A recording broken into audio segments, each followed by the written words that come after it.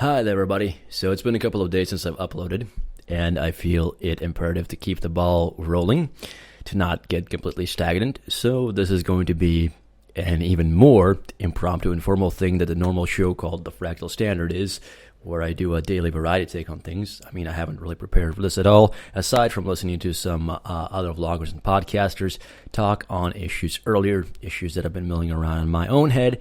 So that's going to be kind of what I present to y'all today.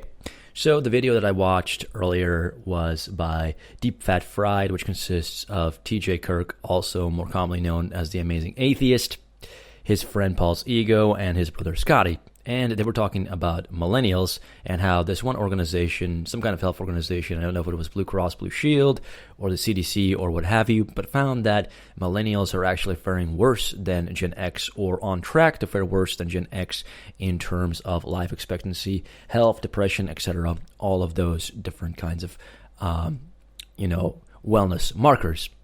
And this is a very interesting pickle because, as Paul's Ego mentioned, the very article itself that discusses it has this kind of underlying tone of criticism against millennials without really painting the problem domain that they are facing, which happens to be economic hardship.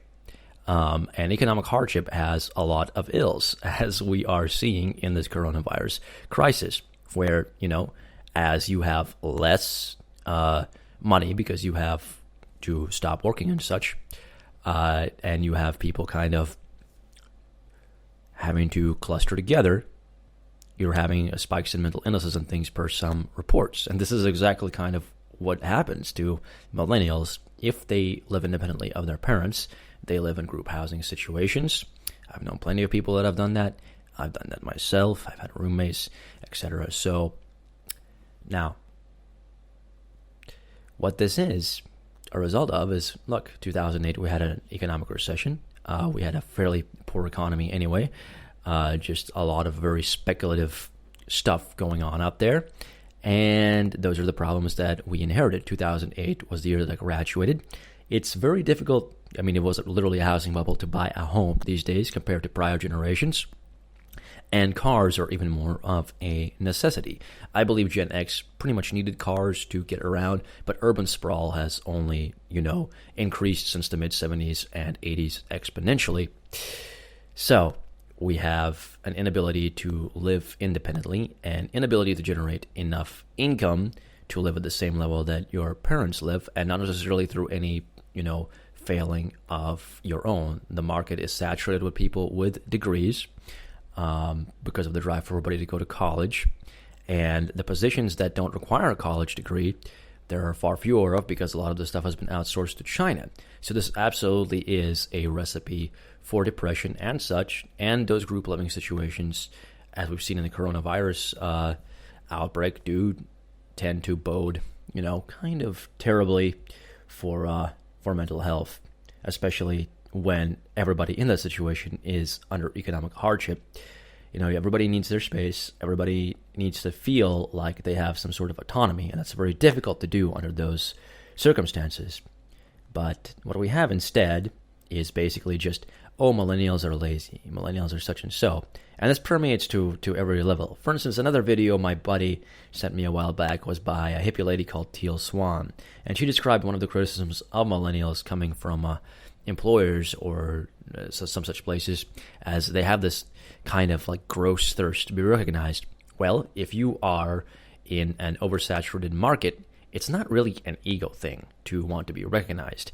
It's more of a survival thing, because if you're doing your damnedest, and everybody else is just kind of putzing along, and the company doesn't recognize that and just sees you as another cog in the machine, then your chances of keeping whatever job you were able to secure don't necessarily seem as good, or of improving your station in life, which is incredibly demotivational. You can say, well, keep slogging on, keep trudging on, but at the end of the day, that's not really helpful. I mean, especially since that there's a lot of complexes in the workplace that people have precisely because they've bought into this mythology of, millennials are just inherently lazy and crappy. you're going to see what you've been conditioned to see. I mean, that's why there's such a concept as poisoning the well. And the responses to behaviors that I've seen from management have been absolutely ridiculous. I mean, the assumption is not the kind of heuristic that they use is not to look at the situation and say, hold on, this person is disagreeing with me. Is there perhaps something in the workflow that they've noticed that I haven't noticed because I haven't had the time to pay attention because I'm running around managing this whole giant operation? Now they immediately go to, you're lazy, you're incompetent, just shut up and get whatever. In my case, it would be scan counts up, etc. And the thing what is a lot of the older generation seems to have a sort of weird authoritarian bent in the workplace. As far as I've noticed, they almost view like solving problems by thinking critically and discussing them to be a sort of kind of effeminacy.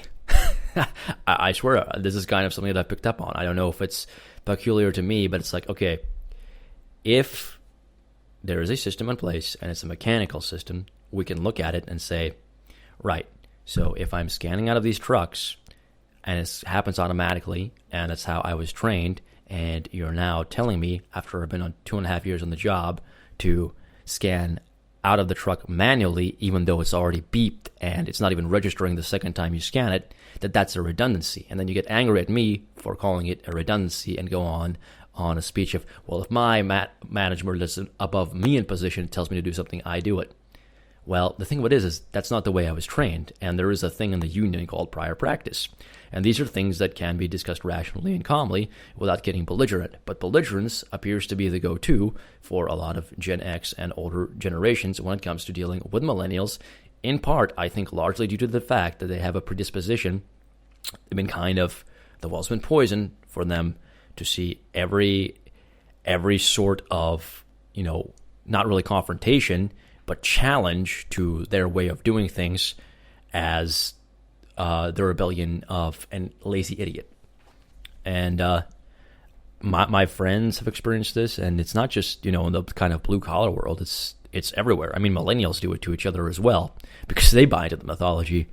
So, yeah, there's a little bit of food for thought there. I don't know if anybody found that cathartic or insightful or has any commentary to make on it, but feel free to share. I'm always up for lively discussion. I know that there's probably comments that I have not responded to, and I'm very, very sorry. Again, I'm dealing with a lot of nonsense right now, so in terms of like my housing situation with a leak that happened beneath it. But yeah, I'll get back to y'all as soon as I can give your comments the proper time of day that they deserve.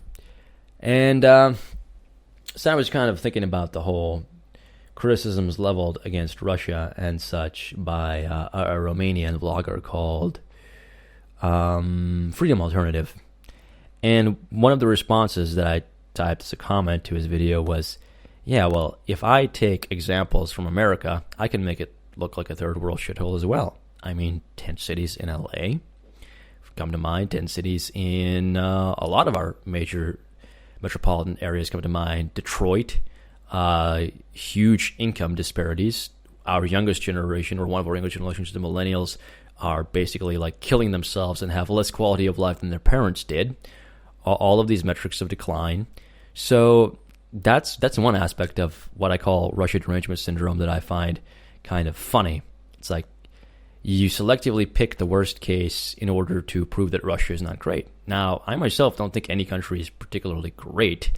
I think you should take satisfaction in your national origin, understand your history and such, and appreciate it for what it is. But to kind of, it almost seems like a weird short man complex jealousy thing from these countries because, for instance, this was one of the main concerns seemed to be that, American conservatives are starting to warm to Russia as this bastion of conservatism. I've got to bash these myths about it. And then they did a piss poor job of that because there was one from him that I bought that turned out not to be true at all about the mosques being built in Moscow. No, they weren't being built. They were being restored. And there's 4 mosques in Moscow, and there's like hundreds in London. So, I mean, to me, I'm not particularly conservative, but I do think that demographics matter, and you shouldn't kind of force people of very differing views into a tight area. It just doesn't end up doing very well. I've said it before. Like you don't just import a bunch of Anglo-Saxons into the Middle East, which is why I have wars I have issues with these wars in the Middle East, and install them there, and then have them dictate how the Saudis or the Iraqis or the Iranians live. It would be just as ridiculous as us importing them, or them coming here by force and setting up their way of doing things. It would be a moral ill. But what seems to be happening is that this moral ill is being painted as a moral good, and they're creating these zones of conflict between very, very different ways of living and ideologies. Instead of helping people to build up their own countries, they're importing them, and the poor of that area are then impacted disparately. It's a very, very simple thing. But yeah, I kind of wanted a caveat there. But the thing of it is just this whole pathos against Russia as the aggressor. Like, look, America has bases all around the world fighting all of these different wars. Russia's gotten into some border conflicts with some nations where there are Russian citizens living within them because they are part of that nation. And it's like, oh, well, Russia's expanding its influence. Well, it's always going to have influence with the bordering nations, and I guess you could view, protecting their citizens as an expansion of their influence, protecting their economic interests as an expansion of their influence, but it's not unprecedented. It doesn't make Russia this boogeyman that people say. If we're using kind of the metrics of, using military force to promote, your economic interests, the United States stands like leagues ahead of Russia in that department.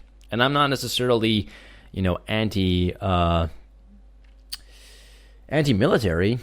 I'm anti-militarism for sure, anti-military industrial complex in this regard. But the point I want to make is there's definitely kind of a need for us to have, military influence in the world. But to the extent that we do, no.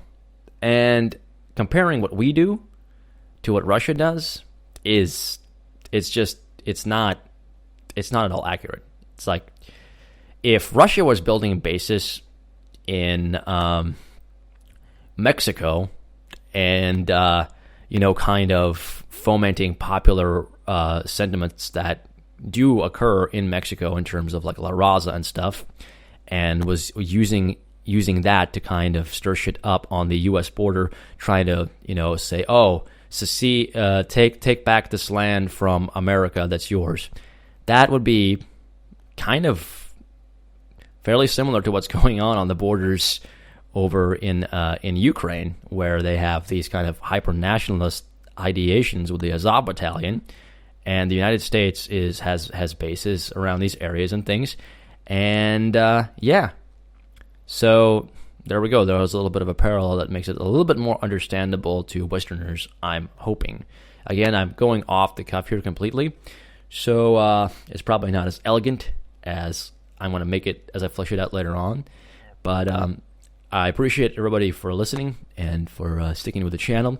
Appreciate all the new subscribers, all of your comments, whether they're in agreement with me or disagreement with me. I have a lot of learning to do myself, so I absolutely don't mind people kind of going, hey, asshole, look at this factoid that you missed over here. But main website is fractaljournal.com, where you'll find stories, ideas, and more. Take care, everybody.